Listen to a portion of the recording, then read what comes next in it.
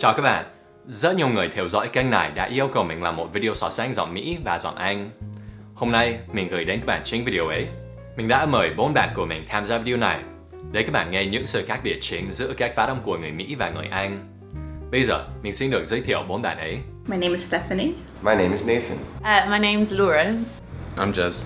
4 bạn ấy bao nhiêu tuổi? I'm 30 years old. I'm 28. I'm 28. I'm 28. Họ ở Việt Nam bao lâu rồi? I've been in Vietnam for 18 months. 5 years more or less, on and off. 18 months. About 3 years. Còn điều quan trọng nhất là họ đến từ nước nào? I'm from America. United States of America. I'm from England. England. Bây giờ, mình sẽ cho các bạn nghe nhiều hơn và sẽ phân tích những sự khác biệt đáng chú ý nhất. Có một điều nữa là nhiều bạn đã hỏi mình họ nên nói theo giọng nào. Theo mình, bạn nên nói theo giọng là cá nhân bạn thấy dễ hơn. Ngay cả nếu bạn có dự định đi du học ở Mỹ mà thấy giọng Anh dễ bắt chước hơn, thì cứ nói theo giọng Anh đi. Có rất ít khi mà người Mỹ và người Anh khó hiểu nhau. Để giúp các bạn đánh giá giọng nào dễ hơn, mình đã mời một bạn Việt tham gia nữa. Bạn ấy tên là Ngọc, năm nay đang 22 tuổi và bạn ấy là người Việt 100%, nên các bạn có thể tin tưởng vào sự đánh giá của bạn ấy. Ok, bắt đầu nhé. Và tiếp theo, mình sẽ nói tiếng Anh. First, you're gonna hear them say this sentence.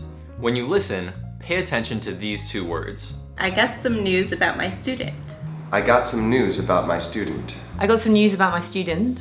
I got some news about my student. Can you hear the difference? The Americans just say ooh, but the English people add a y sound in there, and they say you. Listen again.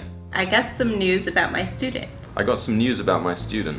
There are lots of other words like this, where Americans say ooh, and English people say you. So let's see which one Ngop thinks is easier. I got some news about my student.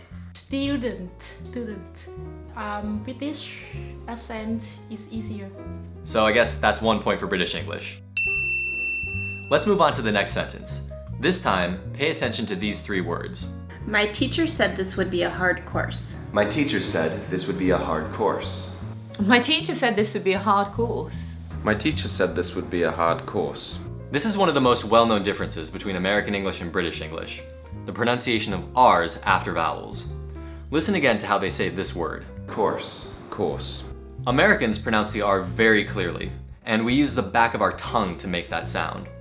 But the British people basically just make the vowel sound longer, and they don't really pronounce the R at all. If an R comes between 2 vowel sounds, like in the word very, then English people pronounce it basically the same as Americans. But if the R comes after a vowel and isn't followed by another vowel, like in these words, then English people don't really pronounce the R. So what does our Vietnamese friend think? Teacher. So your vote goes for... American English. Alright, moving on. In this sentence, pay attention to these 2 words. I sent a letter to the city center. I sent a letter to the city center. I sent a letter to the city centre. I sent a letter to the city centre. This is another very well-known difference, the pronunciation of the letter T between vowel sounds. The English people say it the way you would expect, t, but the Americans say it more like d. Listen again to how they say this word. I sent a letter. I sent a letter. Now, my American friends surprised me with this one, because I thought they would say this word like center, but they didn't. City center. City center. So I asked them if they always say center, or if they sometimes say center, and they really weren't sure.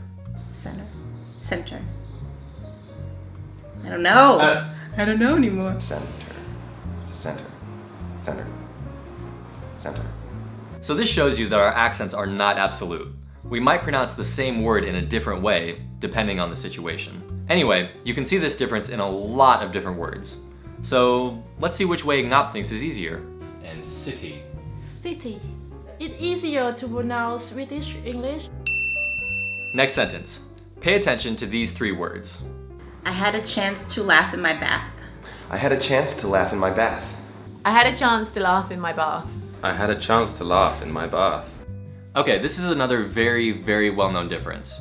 For a lot of words that have an A in the middle, Americans pronounce the A the way you would expect, ah. But British people pronounce it more like ah. Listen to how they say this word. Bath. Bath. Now, the difficulty with this difference is that there's no real rule for when British people say ah and when they say ah.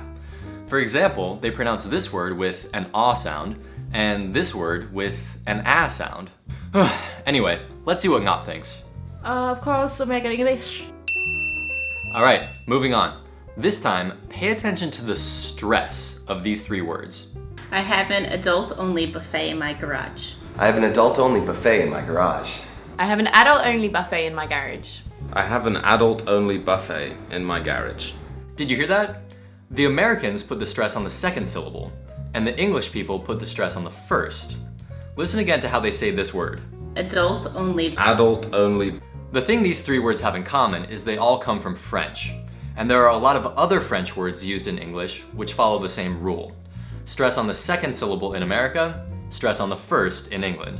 And which one is easier? It's the same. Okay, here's the next sentence. Pay attention to these two words. I saw a zebra enjoying his leisure. I saw a zebra enjoying his leisure. I saw a zebra enjoying his leisure. I saw a zebra enjoying his leisure. Now this is a small difference, but it is interesting. In some words with the letter E, Americans pronounce it with an E sound, and English people pronounce it with an E sound. And there are some others which are the opposite. Americans say E, and British people say E. Now when I filmed this, I noticed something that I hadn't planned for. Listen to how they say this word.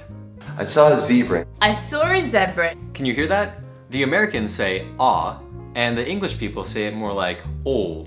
Unfortunately, when I noticed this, I had already filmed my American friends, and I didn't have time to film them again. So instead, listen to Laura saying a few more words like this, and compare it with how I say them. Draw. Draw, Claw. claw, Raw. raw. So, which does Ngop think is easier? Ah or oh? American English. Okay. Again. Okay, this is the last sentence. In this one, pay attention to the intonation. Have you been to Sapa yet? Have you been to Sapa yet? Have you been to Sapa yet? For yes-no questions, both accents have a rising intonation. But the difference is that Americans tend to have a steady rise. Listen. Have you been to Sapa yet? But English people tend to have a quick rise and then a little fall. Have you been to Sapa yet? But this is another case where my friend surprised me. Listen to Jez. His intonation sounds very American. Have you been to Sapa yet? Did you hear that? He had a very steady rise. So once again, this shows you that our accents aren't absolute. So which intonation does Ngop think is easier? American English. Well, it looks like American English wins, but that's just Ngop's opinion. Maybe you feel differently. And now to finish, I want you to listen to my friends imitating the accent of the other country. For example, my teacher said this would be a hard course. My teacher said this. I can't do it. My teacher said this would be a hard course. Alright. I had a chance to laugh in my bath. That's awful. I had a chance to laugh in my bath. I came back about 3 months ago, so in total, this is so bad. I was doing it so much better the other day. I'm a teacher. Oh, really? What do you teach? I teach English language.